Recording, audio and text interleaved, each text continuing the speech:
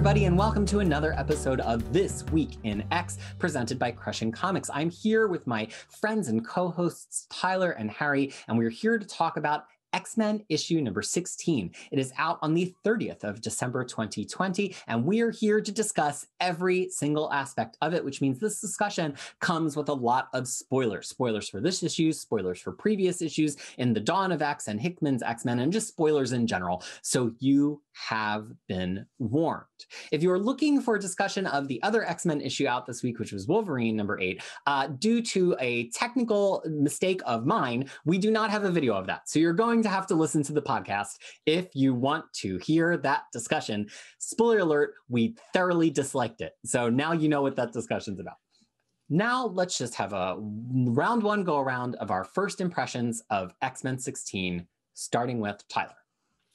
I feel like this issue should have followed immediately after 10 of Swords' destruction, so that the immediacy of the plots hits better. There are parts of this issue that I really enjoy, but there are parts that left me agreeing with Magneto in asking, what is the point? I suspect this will read much better as part of a trade or an omnibus. Yeah, I thought this was okay. It definitely felt like kind of just very flat. I don't think this was very good, Phil Noto, who I usually enjoy a lot. Yeah, it's. I mean, it was interesting. The things it set up are interesting. I am looking forward to the future of what this is setting up. I don't think this issue was that special. It kind of just leaves you ambivalent, but it's got a great ending. I do like where things are going. So I historically have a lack of excitement about Hickman's comics at Marvel, which is weird because I used to love him as an indie author. And this issue brought me right back to that lack of excitement. It really made me realize that the excitement I was able to feel in X of Swords probably had a lot to do with Teenie Howard co-writing and co-plotting. I mean, when I tell you I have problems with every page and panel of this book, it's one of those, it's not just like I don't like it. Like there's some X books where I'm like, not for me. Like I think this has craft problems. And I think that they are covered up by the fact that a couple of interesting plot things happen, which X fans are interested in, and they're ignoring the problems with Hickman's bad craft. Mm-hmm. Also, I think Noto is trying, when we can get into an art discussion, I think Noto is trying really hard to make this look different than his work on Cable and to kind of match what Yu was doing on this before X of Swords. So he's like defining his line work much more, and he's like going much more saturated because I believe he is coloring himself here as he usually does. Yeah, and I don't think it's bad by any means, but I just think that it's so unrecognizable as Noto that it's jarring because he's trying to match a different style. No, I definitely agree. Let's maybe have Art go round first. Yeah, Tyler. Yeah, because when the first section on with the Summers family, I was like, did you come back and draw these pages? Because it really has that resemblance, and I really do not like Rachel's armor, and especially, she has this collar thing with like a here that looks like a dog leash. It looks like a dog collar. And that's her X-Men legacy look, right? Like couldn't we get her in her X Factor look? Yeah. She looks like Scrappy Doo. That's but I mean, like the whole point is collar. Oh my God. I mean, the point is that these mutants all have a lot of different outfits in their closets, except for Jean Grey, and so they can change into different things. So I'm into it in that way, but I just don't think. I think that costume was always hard to make look good. It's a weird costume, and I don't know that Noto succeeds. No. Well, I think it's also that costume. I mean, I don't know if it's intentional or not, but it's kind of it's coming back with, issue 2, where they kind of established all of the Arrako stuff. So it's kind of like a return to that. I just think that the figures and just are very stiff, which is a problem for Noto sometimes. And none of these moments really have any oomph. Like there's a moment later with Krakoa, like becoming much more an actual figure, but it doesn't really have any impact whatsoever. It feels like the wrong person to draw that scene. Yeah, I think a lack of motion really got me in a few places, both in the figures and in the environmental stuff. When I do think back to any positive feelings I had on that original kind of like Krakoa inner island dating issue, it's because there was a little bit of excitement and motion to like the tendrils eventually coming together and intertwining. And here, as the tendrils kind of like meet and back away, it just doesn't, like, the images are so flat. Like it didn't carry me anywhere. But I think some of the expressions of the characters do hit really well. So that's what Phonoto's good at. Like, that's kind of like, that's the expected, you know what I mean? Like, the faces are going to look good. We got that. But everything else, I'm just like, man, this just feels like waiting in the doctor's office for your checkup. I 100% agree with that, because the last issue that he did, the fight, that the one that shattered Betsy, that was really, really good. Sure. Well, and the other thing is, this is 8 pages to establish that the islands are not getting it on. 1, 2, 3. Yeah, 8. It's 8. Well, 5 with them originally, and then another 3 with the Doug conversation. And it just made me think back to Giant Size X-Men and like the original Giant Size X-Men, and how Wine and Cockrum had a page with so many vertical slices of panels to be like, and then Wolverine and Banshee or whoever with the pairs were had a whole adventure and they fought crab people and they climbed a mountain. And it's like, no, but here we need 8 pages to tell us what, like, the islands won't be friends. It just, this is my craft issue. And I have this again and again with this Hickman book, is that there's a point established and then we hammer that point with really big panels that don't need to be that big to like hold the moment that they need to hold. And then when we get to the thing that's really interesting, usually towards the end of the issue, there's no room for that moment to breathe, because Hickman took so long with this like deliberate setup of like establishing shot, tight shot, face shot, reestablishing shot, when all you needed was a page of like Rachel and Cable being like, Dad, I don't think they're going to do anything. And it just, I was so angry by the time we got to the halfway point of this book that the rest of the book could have been like the top fan service of me ever. It could have been Jean lighting the green dress on fire and being like, never call me Marvel Girl again. And I still would have given this issue 0 stars out of 5. Like, I was too angry at that point and I don't think the rest of the issue was any good either, but we'll get there. So why don't we transition into the Doug scene, right? So you would, about Krakoa being more of a mobile entity and Doug kind of trying to chaperone their little date with each other. Tyler, in your notes, you call it the many rejections, right? There's a lot of rejection going on. Yeah, there's a lot of rejections in this issue. That's true. Yeah. I mean, the rejection number 1 is between basically Arrako basically is like, nope. We have drifted too far apart. I'm not changing myself to fit into your happy paradise mode. I think that's the essence of it. I think that's cool, and I liked it. I think the way they did it was very flat, as you said already, Peter. It's an interesting idea. I like the idea of, now there's 2 kind of societies coexisting and probably having friction. It kind of lines up with a lot of what Hickman's doing. But it looked just kind of there. It's kind of stiff, just big, tall tree, man. But it doesn't like feel that epic or that big, Yeah, there's like no sense of scale. We get this, that is it exactly. So we have Doug standing in front of the face, which we've seen, and it's actually a really great shot. And then we expand to this full page scene of like, oh, Krakoa stood up. Wow, something's about to happen. And it's like a full page splash.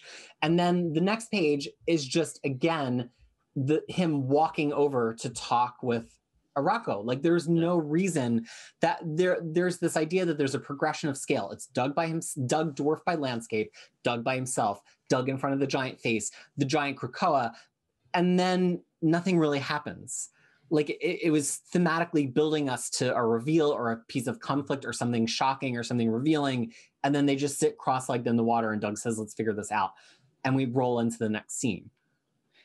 But in some ways, I think the posture adopted by the 2 islands sort of speaks of like the differences between the 2 of them, right? Because like Krakoa is kneeling down in front of Arrako, and Arrako is basically just stoic, sitting cross-legged across from him, and in what is commonly Well, she didn't really cross her arms, because when you cross your arms, right, because then you're closed. Yeah, you're in the closed position. But she's definitely not in a very open, welcoming position, and that I have to give props to. Well, I don't know whether Hickman dictate that, or Noto basically use his own judgment and draw it in that way, because I kind of like that, the differences between the two islands. No, I noticed that too. I thought that was a nice little touch. It just, a little bit of character and personality with these giant beings. That was cool. Then, did any of you notice that Warlock is no longer on Cypher's arm? No, I was more busy trying to see if Redroot was coming along with Arrako. No, because I was like, oh, if Doug's going to talk to Arrako, maybe this is how we get Redroot back. But no, they're still off wherever they are after Exit. Yeah, she's still in another world. Yeah, that's so weird. Paying off her debts. Right. So we come off of the scene into something that everybody's grown to love, which is the Quiet Council talking in a 9-panel grid. I also hated the scene, but let's start with people who maybe liked it. Tyler. I mean, I think this is pretty fun. It kind of reestablishes everybody's motivation. Like Mystic reminding them once again, my wife. I want my wife. And, my wife. And this is where I think that this happens like right after the X of Swords destruction, because Shore is not in a wheelchair here. He's got no eye patch. That was the only thing I could notice in that scene was, where's her eye patch, man? I mean, I thought about that too. Like, is this taking place right after X of Swords or not? I had me more thinking like, how much are the other books going to play with the characters on Arrako and what have you? And didn't really have an answer here. That's just what was on my mind. I didn't like the scene that much, but of course, Sinister is like, oh, I've been through too much, but he couldn't give any information because this Sinister wasn't there. Well, at least that was a nice reference. It made me think for a second. I'm like, oh, right, because he doesn't know. Yeah. He has no idea, but he was just pretending, Yeah. I don't know if it was the art or just the fact that we've had a couple of really good council scenes in the last few books, but this did not have a lot of like punch or oomph to me. It felt like that they felt small in the panels. It just didn't really have like a lot of like energy to it. And I don't know. Well, there wasn't a lot of conflict in a way. So, no. I mean, the fun councils are usually because there's some conflict going on, or because Exodus and Sinister was like going on between the two of them. That's fair. But I mean, the best part I thought was like Magneto was like speaking.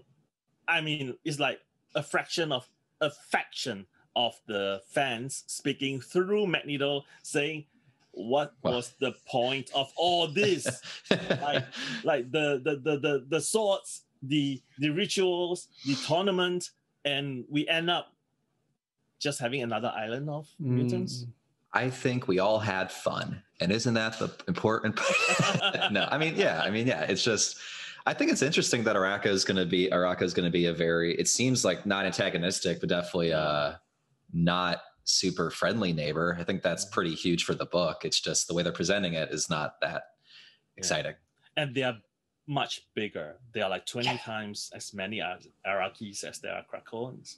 Yeah. So, So look, I actually really enjoyed Noto's art here, partially because I enjoyed some of the faces that he got to do that we don't always get to see him do. I thought he did a beautiful Magneto that kind of treads the nice line between the more haggard Magneto that Shitty did in Sword, and the kind of like virile young Magneto who is fictional, but many people still like to draw. I think he did a really funny, bemused Nightcrawler. Like, I actually liked the work here. I think I'm starting to really zone in on his Doug. Him and Rice together have really done a really nice redefined Doug. And I will agree with Harry, though, that I think the choice of who to go in tight and who to be a little wide on felt like arbitrary. Like, there's this one where we get a wider shot of Cape Pride and then a tighter shot of Magneto. And I just don't know why, which kind of made it feel a little bit not even claustrophobic, just confusing. Whereas I think the best Quiet Council scenes tend to give a reason why the camera is weaving in and out as it goes around the circle. But the problem I had with it actually wasn't just that it was another dull 9-panel grid. It was also that Doug's reason that he gives that they're not getting together feels like it's different than the reason of the whole other book. And maybe this is just a Peter read it too fast, lack of understanding thing. But Doug says, you know, it's not, first he says, I'm not sure they like each other anymore. But then he says, it's not that easy. The base morphology is there, but the lexicon drift, branching deviations, and syncope and I can't say linguistic words, apocope, to say nothing of the environmental changes of how existing in a warlike setting affects an evolving vocabulary. Kate, they don't speak the same language. So it seems like for a minute, we're going to get what to me is this really interesting beat of like, they've evolved on different paths, which seems like it's actually kind of supported by the conversation with Isca. But everybody else keeps talking about it just like it's just like a lover's quarrel or they can't agree. And I was like, here's this really interesting plot beat about like parallel evolution or island ecology or something that I thought was the point. And then it just didn't actually feel like we went there. It was one of those things that Hickman's set up. And I'm like, oh, I guess some other book's going to talk about it. I don't know. Is it just me being like overly critical? I felt really like there was a disconnect in the middle of that conversation. I just took it as, you know, that's just kind of setting the stage that the islands in particular are not on the same page. And that kind of sets up the mood going into how the populations feel about each other. They're kind of like separate entities in my mind, but like that is like an interesting aside, but that about the language being different, but that's kind of all I took it as. Yeah. Well, I mean, Tyler, go ahead. Reason, I mean, the reason that, the reasons that Doug gave were mostly focused on lexicons and, you know, on the language itself. But the ability to communicate is just one, you know, just one of the reasons why I think they are not attracted to each other, right? So I mean, I was caught a little bit off guard here because, you know, he says that they do not like each other, and then there's a language issue, but they don't go any further. Like, yeah, it felt like both in the story, like diegetically, and Hickman, they were making a parallel between Krakoa and Arrako and Doug and Bay. And that Doug and Bay can't really communicate, but they've found common ground and he's married now. And like, but these islands can't communicate and they won't find common ground. And like, I acknowledge that, like it's a theme. Yeah. But to your point, Tyler, it kind of feels like it sort of crested. And then it came down from the crest with everybody being like, oh, well, they've just got to talk more. And it doesn't really feel like it went to the place that like it was supposed to go. Like Doug is this mutant who can communicate with people. It feels like the more relevant thing was like, well, Doug, you've been able to forge a connection with Bay, Bay, despite your differences. Why isn't that working with Krakoa and Arrako? I don't know. It really felt like there was something missing. And I've really enjoyed these scenes, but other than the Mawa from Mystique, I couldn't find any enjoyment here. But then it does end up with Magneto and Xavier being like, and yet another conversation is, what are we going to do with all of these additional mutants? Let's go pay a visit. And so then we totally blow an establishing page on later Arrako, some rocks, just rocks, an eyeball. It's rocks. And then a mutant, and then killing me. They're supposed to be towers, right? Are they? Yeah, because in the image of, in the first big image of Arrako, I counted like 10 towers. But these, I thought they were supposed to be towers, but they don't really look like towers. They just look like jagged stones coming out of somewhere. Well, because it's zoomed in so far, it feels like it's zoomed in so far, maybe because it's followed by the eyeball, but also because of the scale of how it goes over the cliff and into the water, that it doesn't feel like the things could be that big. The scale is just off. Like it just seems like an establishing shot of like water. And then we go super tight on this eyeball, zoom out and have the kill shot, which I get is meant to like imply hunting. But again, Hickman blowing page after page with these wide panels that actually aren't really doing anything. And I was hoping that this was like a Lionel Francis Yu thing, who I actually enjoy other than his chapped lips. Just thinking about it makes me want to put on some chapstick. But I just thought maybe that's the way he was interpreting Hickman. But then Noto, who I love historically, is doing the exact same thing, which makes me just think Hickman is a bad writer. Well, if you look at it, I'm sorry, I hated it. It made me want to just take all these books off the shelf and just like frisbee them out of the room, because I'm like, why am I reading this corporate IP that is terrible? Like, why don't I go outside and like do jumping jacks? It just made me hate everything. in this case, I kind of have to agree that it's Hickman's fault, because if you look at Hickman's script, it is actually very detailed, and it sometimes establishes what the artist has to draw for him. So I don't think this is an artistic license that was taken by Noto. This is probably directed by Hickman. But, I am happy to be wrong. I'm happy, if this is not Hickman's fault, but, just Noto being a little bit rushed and has to do certain things. He's done a lot of issues. Even if we take the pandemic break into account, he's drawn a lot of issues. Yeah. But let's take it away from me. It's because some people presumably are watching this and enjoy X-Men, which I don't. Let's talk to me, Harry and Tyler, about this Bay the Blood Moon conversation. Because at this point, I was too seething with rage to even appreciate that this was a comic book anymore. It's Isca. Oh, Isca, right, yeah. Isca, right, because her colors changed. Yeah. It's color changed Isca. Because she's the litmus paper. She's the second figure in the line. This one, when you dip her into, did you used to have those G.I. Joes where you dip in the water and like they get battle damage or whatever? Anyway, that's this Isca. I thought this scene was the closest to good and interesting, because it really is just Isca and, therefore Arrako just taking a full look at Krakoa and being like, oh, okay, you guys are just getting started and we are not on the same page about a lot of things. Yeah. And that's interesting. I thought also Noto was pretty good in this. There's a lot of reaction shots that Isca has that I think land pretty well. And, it was interesting. A brief spark before we got back to monotony. This was still another rejection from another rejection and a series of rejections. It's like now the Arakis are rejecting the Krakoans, basically. Yeah. It's so funny because you've got House of X and Powers of 10 are just like, look at this amazing thing we're making. There are problems, but this is great. And then Arrako is just like, you guys are like still in your diapers. Children. He's like, you are children running a child government. You guys are Fisher Price people, Yeah. And it ends with this great panel of Magneto, who I feel like Magneto gets it. Like he just gets it. And then Xavier's with the flower pot in his hands, like, we dropped by, new neighbor, we brought you a gift. And Magneto's like, stop. No, but there is this one panel of like Xavier and Magneto being speechless. Yeah. And the look on their face. Basically both of them were caught flat-footed because Xavier was like, oh, so you rule over this world? And it's like, no, not exactly. We share with humanity. And then it's like, oh, so these must be formidable humans. No, they're just humans. They're just people. Yeah. And then her face is just like when she's like, what about the governments? And she's like, oh, the Great Ring has been around for thousands of years. Long may it reign. What about you? And Magneto's like, we're gonna get there. And then we've got a trusted council. Yeah. we are ruled by wise people. I think that's what he says. Yeah. And then there's like a silent panel of Isca being like, and then judging, right. Oh yeah, okay. It's here. It says it's called the Quiet Council. It's a noble body full of wise leaders and will rule for thousands of years. It's never sounded more dorky and like less confident than that moment. It really just seemed super lame. It's like try to match up with Isca and the ring, and basically it's like and filled completely because it's like you guys just started.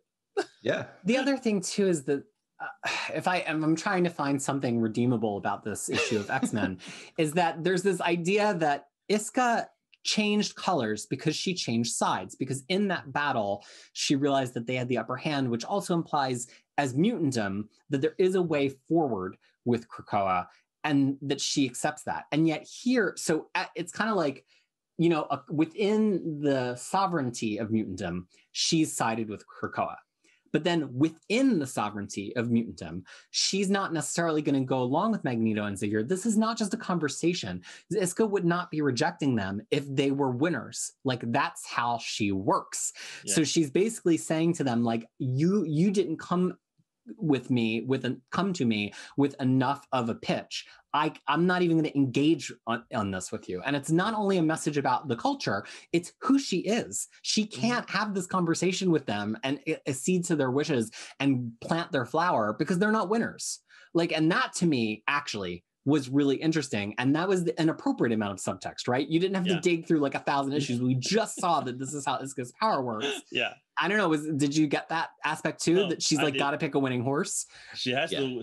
And she's picking Araki over Krakoa, basically. Right, in this context of the combined mutant nation, she would rather go with the Araki way of doing things. Mm-hmm. At this point in time. At this time. Yeah. Or come correct with a better offer the next time you bring a flower to my house. Yeah. And then we'll talk. But that's almost something that the X-Men need. Like if we kind of like take a step into critiquing them as a fictional society, you know, from within, there's nobody to challenge the Quiet Council right now, which we're about to get to with Jean and Scott in a way in the final scene. And so it's like we're trusting these wise people in the Quiet Council, which is basically there just as like a shadow government to keep all of the factions in opposition to each other, right? Mm-hmm. Like, do we really believe that Mystique, bless her, is one of the wisest 12 people on this island that should be like making decisions? No, nobody believes that. Nor do they believe that Sinister is either. They're there because it's a useful tool. And it's because like actually the first time anybody internal along with Jean has been like, actually screw you. And I think that that's really kind of intriguing because they've never had any pressure back against them yet. I mean, I think they did with Moira in the back when she was and they put her in her no place, and that's where she stayed. Yeah. This feels like them being kind of put down a peg the same way that she did with them back in the beginning. Yeah. But they don't respect Moira. But here they don't have any like power. No answer. Yeah, because they played the whole like we'll know better tomorrow. They like kind of mansplain that they're going to do it. But Isca's like, oh really? Like let me call you on that, and the mansplaining just fell flat. There's a nice detail in the data page, which basically the Arrako's the Great Ring. It's only Omega mutants, which is just like a nice touch that like these guys are just ahead of the game compared to you. They've just been around longer. There's only one measure of worth on Arrako. Power. And it's like, well, we have Sinister. He talks a lot, so we're having fun over here, you know. Oh, was there a data page? I had assumed an entirely new identity that didn't even know what comics were by this time. Did you rage stroke in the middle of this? I think oh no! I was like more, you know, more friggin' names and friggin' circles and friggin' councils and day and dusk and dawn and Arrako. I think I went outside and played lawn darts or something. I don't know. I have no recollection of it. No, but is there anything else we should know about this mysterious data page? I think there are a few things which I thought was kind of interesting and appropriate. I mean, the fact that they named the fractions, you know, to different parts of the day kind of speaks to the culture because, you know, they are constantly at war. They can die anytime. So the time horizon is short. So they name everything to a day. That's really very super interesting, Tyler. That's a nice way to, that's a good read. I hope that's what he meant. It's not just like an alternate draft of names for the council that he's just using. Because, you know, I mean, because I think Krakoa is more of like, you know, we are looking a little bit further down the road. So we can afford to look at seasons. Whereas, you know, in Arrako, when they are in Ameth, they basically are living day to day because they are fighting for survivor. So, you know, that's how I look at it. When you say it like that, it sounds great, man. But I do have a question. I don't know why Tarn the Uncaring is there. Because Tarn the Uncaring, who first appeared in Helion's issue, during the crossover, he is Ameth. He's a mutant from Ameth. He's not an Araki. He's not the first generation of mutants. So why is he on the ring of Arrako? Well, and he's uncaring. Why would you want somebody uncaring in your ring? Well, he's powerful because that's the only worth that they have. But I just got really confused because I thought they were. I mean, somehow Genesis became the ruling the ruler of like Ameth, but she basically just say, oh yeah, this person came in.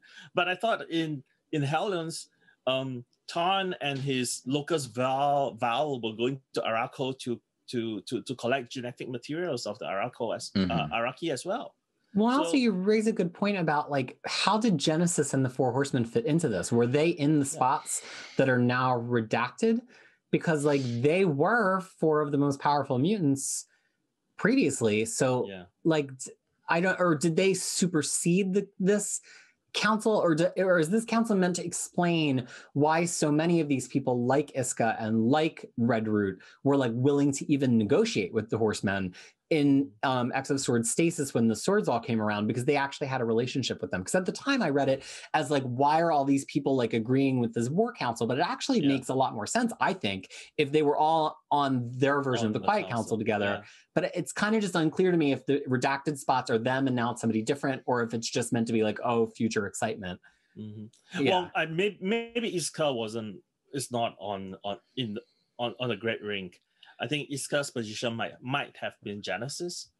Oh, and you think Isca now has stepped in because Genesis is left behind? But Redroot's on there, and she's in Otherworld. Yeah.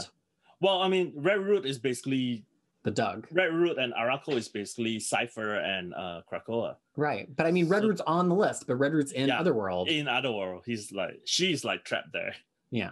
I think we do good to take a long vacation from this world's power structure in this book. Maybe we should focus, not us in particular, but maybe the book should focus on something else. No, I mean, that is something which I agree, because I think we have been through this quite a lot of times, and even though every time we get a little bit more information, that doesn't seem to move anything too much.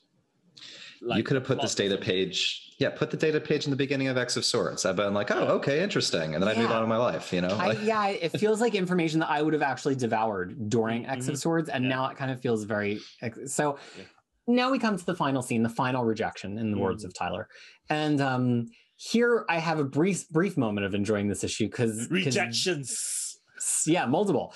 So, multiple rejections. You know, Magneto and Xavier, fresh off their rejection from Isca, are like, well, let's redeem ourselves in the Mansplain Olympics and have Jean and Cyclops here and basically tell them you're our chosen ones. You're going to take the seats, which kind of is interesting because we talked about in the middle of X of Swords how Cyclops is the Magneto and Jean is the Xavier, and they're the next generation. And they basically see it as, we're giving these two seats on the council to the us. Like we know they're going to vote with us and they're going to do the things we want because they're the next generation of us.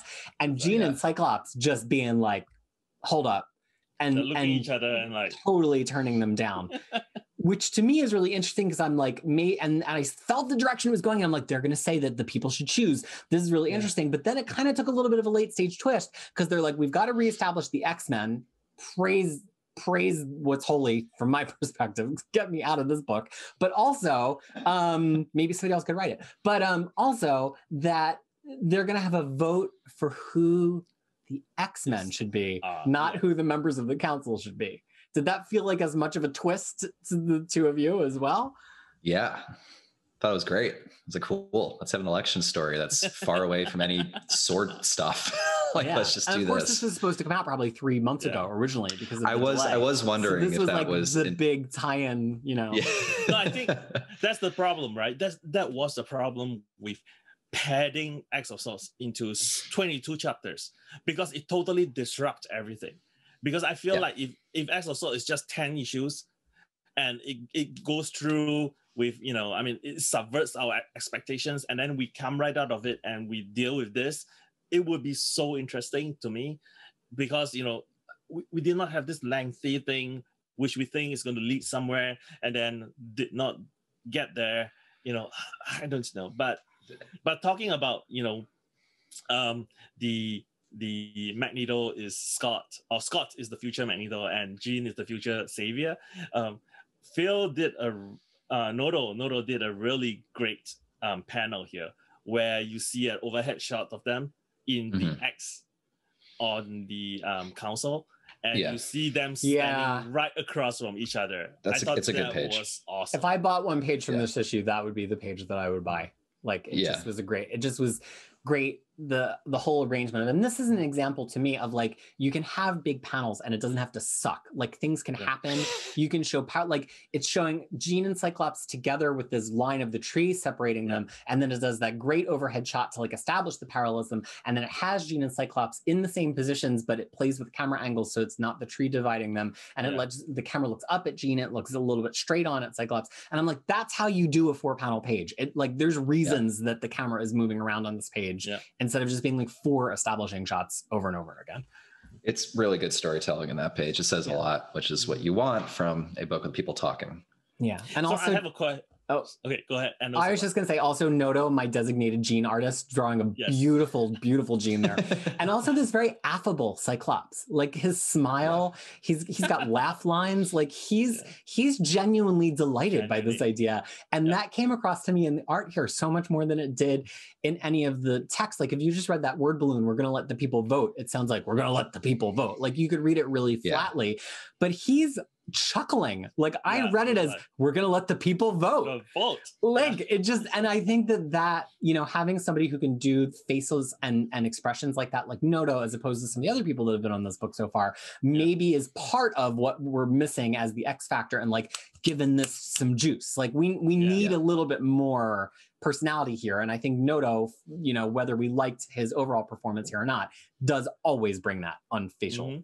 It's really good at faces. The man's incredible at them. So I have a question, because I couldn't find a real world analogy of the X-Men versus the Quiet Council here. So because theoretically the government should be the voice of the people in a democratic society, but since the Quiet Council was formed and not formally elected, they are not quite the voice of the people. So in this case, the X-Men becomes the voice of the people. But how is the X-Men? I mean, but the X-Men are not the ruling council of the people. So now, how do they interact? How do they work? So if the Quiet Council say, well, we have to start producing babies, and the Krakoa say, oh, no, that's not what we want to do. And X-Men goes to the Quiet Council and say, no, this is not what we want. Like, you know, like I don't quite know how to relate these two ideas, the X-Men and the Quiet Council, because I couldn't find a real world analogy.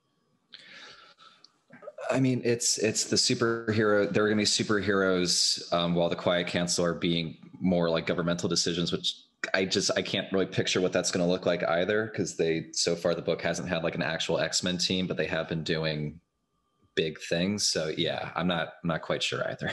Does this mean we're going to get an X-Men team that's actually representative of all the titles, right? Because if you go down this, the Academos, the Hellfire, Bar Sinister, like these are almost the casts of the different books. So are we now finally coming to the point where X-Men is going to unify the books instead of giving them jumping off points, because we're going to get one person from each book elected, or even like an off-screen character from each book elected, right? Like somebody who's not getting the attention in X Factor and New Mutants, but who's going to join us here in this new version of X-Men.